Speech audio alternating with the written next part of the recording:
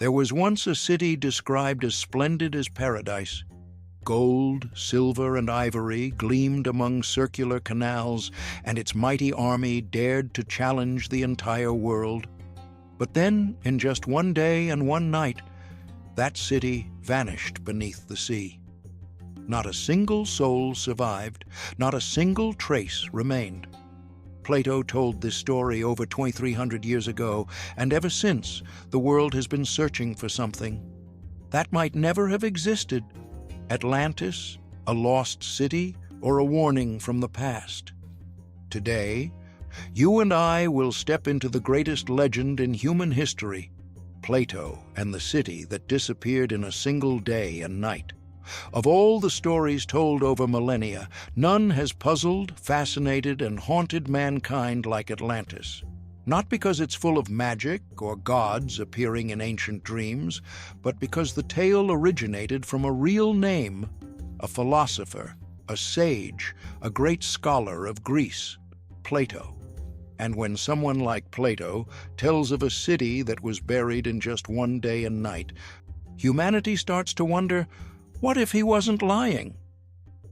Everything began in Plato's two dialogues, Timaeus and Critias, written around the 4th century BCE. Unlike other allegorical myths, Plato spoke of Atlantis with complete seriousness. He claimed it was a real story, passed down from his grandfather Critias, who had heard it from Solon, one of the 7 sages of Greece, after a trip to Egypt.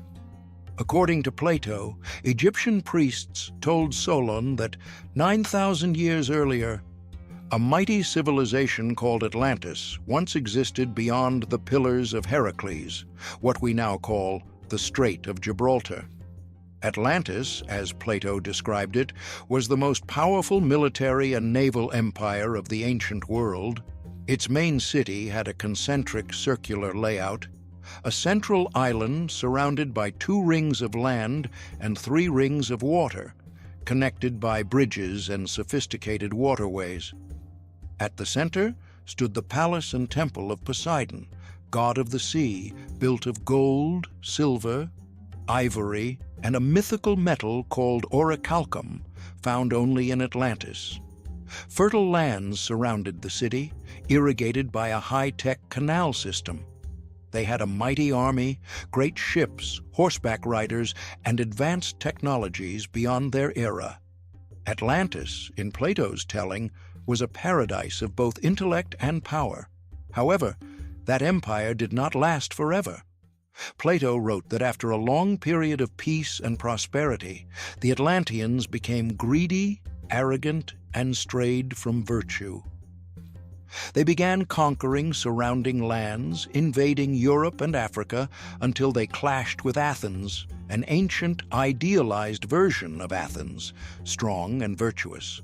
In the final battle, Athens defeated Atlantis. And then, a cataclysmic event struck, earthquakes and floods, and in just one day and night, Atlantis was swallowed by the sea and vanished completely. Plato never described it as a legend. He didn't suggest it was a metaphor. On the contrary, he placed it within what seems like a real historical timeline connected to real people and specific locations. This has raised the biggest question for over 2 millennia. Did Atlantis actually exist? To many modern scholars, Atlantis is simply an allegorical tale, a moral lesson dressed in the guise of history. They argue Plato never meant to describe a real civilization, but used Atlantis as a counterpoint to ideal Athens. Atlantis represented corruption, ambition, and downfall when humans overstepped their bounds, while Athens symbolized order, reason, and virtue. But if that were true, why did Plato carefully record the timeline 9,000 years ago and a specific location, beyond the Pillars of Heracles? Why did he describe intricate architecture, irrigation systems, military forces, religion, and Atlantis' society with such detail, more than most writers of his time ever attempted? These questions have made many wonder. Perhaps Plato didn't completely invent it. Perhaps he heard something, an ancient memory, a trace buried by time, and wrote it down the only way he could. That's when the search for Atlantis began. Since the 15th century, when Spanish and Portuguese explorers began expanding the world map, the name Atlantis emerged like a whisper from the deep. Every new island discovery was examined through Plato's lens. People pointed to the Canary Islands, the Azores, Madeira, island chains west of Europe as remnants of Atlantis. Some claimed Atlantis was actually the Americas before they were known, as it lay beyond the Atlantic. Ancient maps, like the Piri Reis map, mysterious stone carvings, unexplained structures, all became part of an endless hunt. But by the end of this chapter, the key question isn't whether Atlantis really existed. The real question is, why do humans crave to find it so badly? Maybe it's because Atlantis is not just a city, but an ideal we long for, a society balanced between nature and technology, power and art, virtue and freedom. But when that ideal is broken, what follows? The sea, destruction, and oblivion? Or perhaps rebirth? Archaeological theories. Did Atlantis ever exist? If so, where? More than 2,000 years have passed since Plato first penned the legend of Atlantis, and humanity still remains haunted by a single question. Was the city real? And if it was, where did it once stand? While academics continue to debate whether Atlantis was allegory or history, archaeologists, explorers, theologians, and even mystics have spent centuries combing through grains of sand at the ocean floor, deciphering ancient texts and analyzing geological samples, hoping that one missing piece might fit Plato's puzzle. One of the most popular candidates for the location of Atlantis is the Greek island of Santorini, also known as Thera, located south of mainland Greece. Shaped like a volcanic ring, the island experienced a catastrophic eruption around 1600 BCE, one of the most powerful in recorded history. The explosion obliterated the Minoan civilization, an advanced society known for its palaces, drainage systems, intricate art, and vibrant trade networks. What makes this especially compelling is that the Minoans share many traits with Plato's description of Atlantis: a wealthy maritime power, unique architecture, and, ultimately, destroyed by a natural disaster. Many modern researchers believe this real catastrophe might have lived on through oral tradition, distorted over centuries, and eventually became the legend of Atlantis that Plato documented. Another theory places Atlantis just beyond the Strait of Gibraltar, exactly as Plato described, beyond the Pillars of Heracles. Some explorers have pointed to the Doñana National Park in southern Spain, once an ancient marshland. Satellite images reveal concentric circular patterns which some believe are remnants of a sunken city. Geological studies in the area have uncovered evidence of a massive tsunami over 3,000 years ago. Still, no definitive archaeological proof has surfaced to confirm this was once a powerful metropolis like Atlantis. Some scholars push the boundaries even further, suggesting that Atlantis was actually located in the Americas. According to this theory, Plato may have miscalculated the timeline or misunderstood distances, and Atlantis could have been part of ancient civilizations in Central or South America, such as the Olmec, Maya, or Inca. Proponents cite pyramids in Mexico, intricate canal systems in Peru, and legends of golden cities as evidence. However, this theory lacks clear linguistic, cultural, and chronological ties to ancient Greece. Farther north, a captivating theory proposes that Atlantis lay near the Bahamas on Bimini Island. In 1968, divers discovered a mysterious underwater rock formation dubbed the Bimini Road that resembles neatly arranged paving stones. Believers see it as the remains of a lost city. But geologists argue the rocks are naturally occurring formations called beach rock, not human-made structures. Some go even further, suggesting Atlantis was Antarctica. Proponents of this theory cite the Piri Reis map, drawn in 1513, which appears to show Antarctica's coastline without ice, something only modern satellite imaging has confirmed. They argue that Atlantis was once a thriving civilization on Antarctica, but due to a shift in Earth's axis or global catastrophe, the continent froze over, erasing Atlantis from history. One of the most widely accepted modern interpretations suggests Atlantis was never a single place, but rather a collective memory of many lost civilizations, volcanic eruptions, earthquakes, tsunamis, and the collapse of Bronze Age powers like the Minoans, Mycenaeans, Hittites, and Egyptians all occurred around the time Plato wrote about.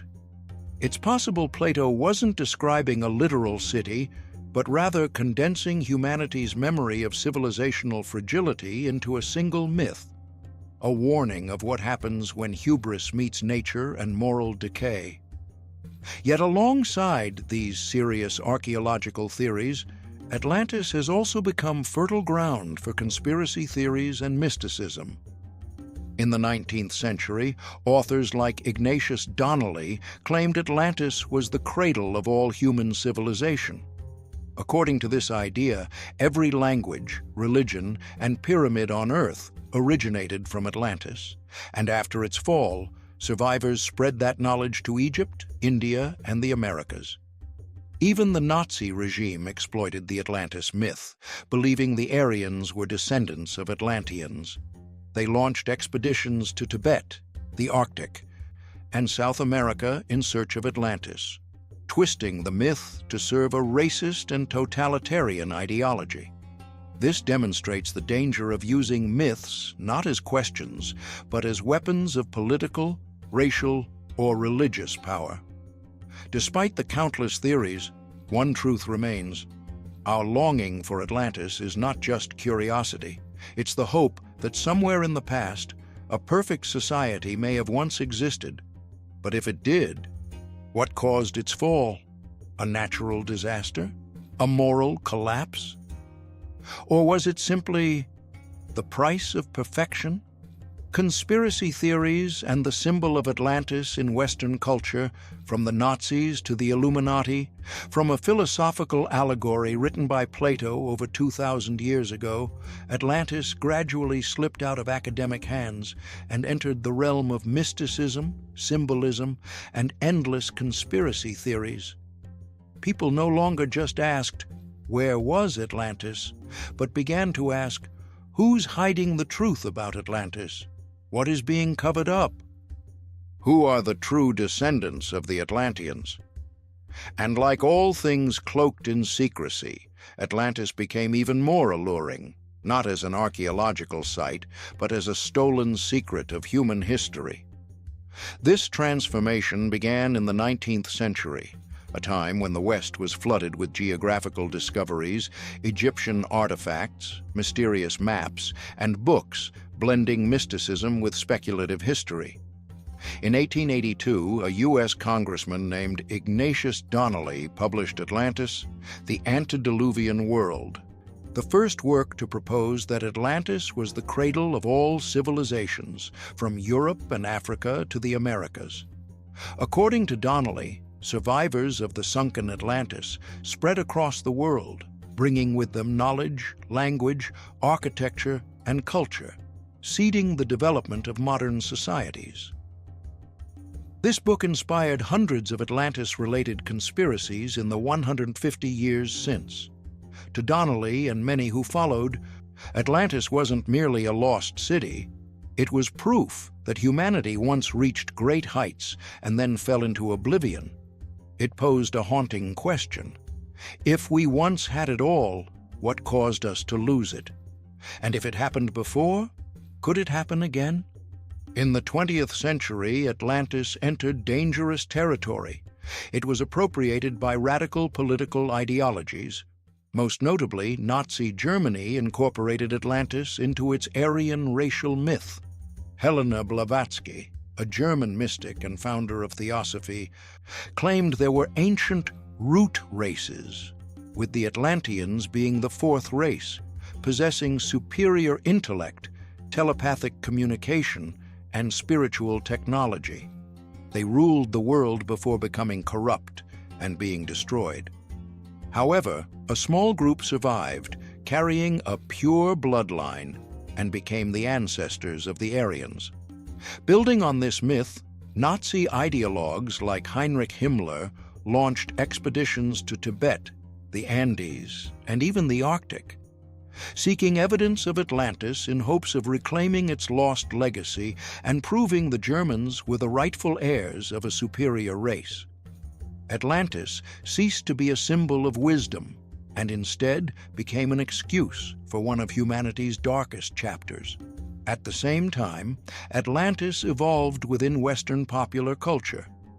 In novels, films, comics, and video games, it emerged as a sunken world of futuristic technology, often tied to aliens, energy towers, or ancient artificial intelligence. Films like Stargate, Indiana Jones, Aquaman, Assassin's Creed, and Tomb Raider all use Atlantis as a foundation, each peeling back new layers of the myth, taking it 100 steps further from Plato's original tale.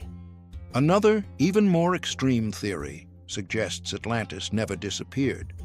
It was merely hidden. According to this narrative, the surviving Atlanteans went underground and founded secret societies like the Illuminati, Freemasons, or the White Brotherhood, from which they've controlled the course of world history. These groups are said to preserve lost knowledge, free energy, anti-gravity tech, immortality, and spiritual power. Pyramids, megalithic circles like Stonehenge, even the structure of human DNA, are all claimed to be part of the Atlantis plan. Followers of this theory believe that world governments, global corporations, and even the Vatican are deliberately hiding the truth. Satellite surveillance, restricted zones in Antarctica, or deep-sea research stations in the Bermuda Triangle, all are suspected of hiding Atlantis-related evidence. Proponents often cite leaked documents, ancient maps, or unexplained phenomena like the bloop ocean signal or submerged structures visible on sonar. Naturally, mainstream science rejects all of this. Archaeologists point out that no credible evidence supports these claims. Maps like Piri Reis are compilations of earlier maps.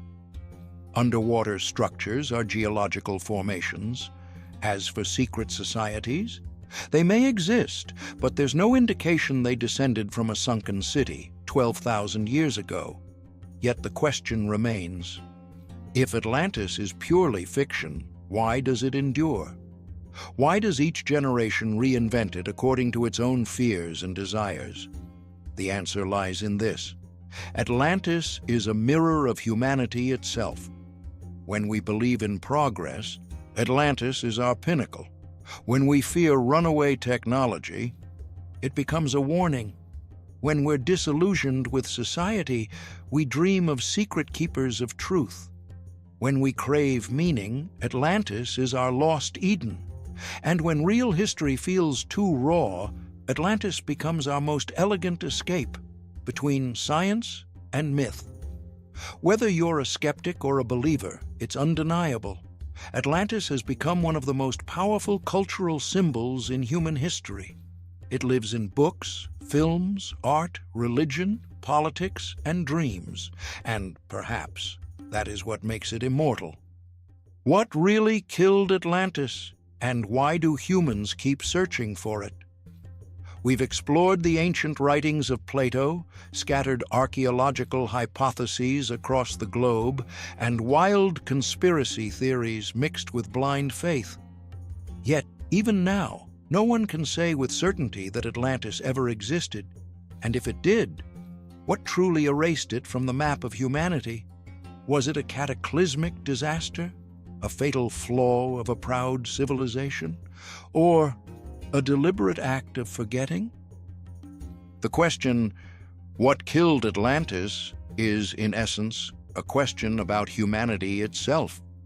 If Atlantis was real, a city, a civilization that once reached great heights, then what buried it wasn't just seawater, but a deadly combination of nature, intellect, and arrogance. Plato described the Atlanteans as once being noble. They lived by divine laws, upheld order, valued virtue, and saw little importance in material wealth. But over generations, they forgot their divine origins. Their souls became impure, shallow, and greedy. They expanded their territories, conquered other lands, and came to see themselves as the center of the universe. And thus, by some ancient law, they brought about their own downfall. But if we view Atlantis as a metaphor, then what killed it may be killing other civilizations too: hubris. Any society that believes it is invincible is already on the path to collapse. History has proven this time and time again, from Rome, the Aztecs, the Khmer Empire, to more modern powers once deemed untouchable. And if Atlantis fell to a natural disaster, a volcanic eruption like Santorini's, a great flood yet undocumented, or a massive tectonic shift, then its death is a reminder that nature doesn't care how advanced we are. A civilization may take thousands of years to build, but it can be destroyed in a single day. But what if Atlantis never existed at all? If it was merely a story Plato invented to teach moral philosophy, then why has it endured so long? Why have millions continued to believe, to search, to dream? Because Atlantis, more than just a city, has become a symbol in our collective subconscious. It represents a lost golden age, an Eden humanity can no longer return to. Deep within each of us, whether we know it or not, is the belief that we were once better, nobler, greater, and that somehow we lost it. Atlantis is the mirror of humanity's deepest regret. Atlantis is also a dream, a vision of a perfect world where justice, art, religion, and science coexist in harmony. It's the eternal ideal that drives us to build temples, write laws, launch satellites, and form digital communities. All efforts, perhaps, to reconstruct an ideal Atlantis, even if it never existed. We search for Atlantis because we fear our own end. Every time the Earth shakes, the climate shifts, wars break out, or morals decay, Atlantis resurfaces as an ancient warning. It makes us ask, are we living in the golden age of a civilization on the verge of collapse? And perhaps the final reason Atlantis lives on, it is an unsolved mystery. In a world dominated by data, analytics, and quantification, a mystery with no answer becomes a refuge for imagination, for belief, even if irrational, that something older, deeper, more magical still lies beyond the limits of what we know. So, whether you're a scientist, a filmmaker, a mystic, or simply a storyteller, we'll all keep talking about Atlantis. Because as long as someone asks, was it ever real? Atlantis is not dead, and maybe it never will be. We've journeyed from Plato's texts to the depths of the ocean, from Poseidon's temples to conspiracy theories about lost power and memory. Whether real or imagined, Atlantis lives on, in our imagination, our dreams, and our fears of collapse. Perhaps it is precisely because we can never find it that Atlantis has become the ultimate destination, a destination not marked on any map, but hidden deep in the human mind. And you? What do you believe Atlantis is? A buried city? A moral lesson? Or a reflection of our own future? See you in the next journey, where we continue digging into the past to understand the present.